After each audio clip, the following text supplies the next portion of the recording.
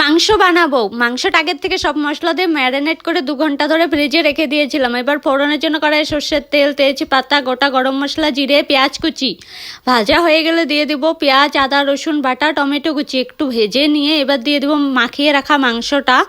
দেওয়ার পর আরও ভালো করে একটু কষিয়ে নিব মাংসটা। এবার ঢাকনা দিয়েও নিব 10 মিনিটের মতো। তারপর ঢাকনা তুলে জিরে, শুকনো লঙ্কা বাটা আলাদা আলাদা করে বেটে নিয়েছি আজকে পুরো মশলা দিয়ে ভালো করে একটু কষিয়ে নিয়ে ঢাকনা দিয়ে দিব। এবার ঢাকনা এইভাবে 40 মিনিটের মতো কষিয়ে নিয়েছি ঢাকনা দিয়ে দিয়ে। আলুগুলো দিয়ে ভালো করে ভেজে নিব আরও, যেহেতু এটা পাঁঠার মাংস তো অনেক সময় লাগবে রান্না করতে। আলুগুলো দিয়ে আরও 10 মিনিটের মতো কষিয়ে নিব। তারপর দিয়ে দিব জল দিয়ে আরও 40 মিনিট 50 মিনিট জাল দেব। তারপর গোটা গরম মশলা বাটা দিয়ে নামিয়ে নেব। এই জলটা কিন্তু গরম জল দিয়েছি। তারপর নামিয়ে নিলে কিন্তু হয়ে যাবে। আর নামিয়ে রাখার ভিডিওটা আমার কাছে নেই, কারণ খাওয়া দাওয়া হয়ে গেছিলো।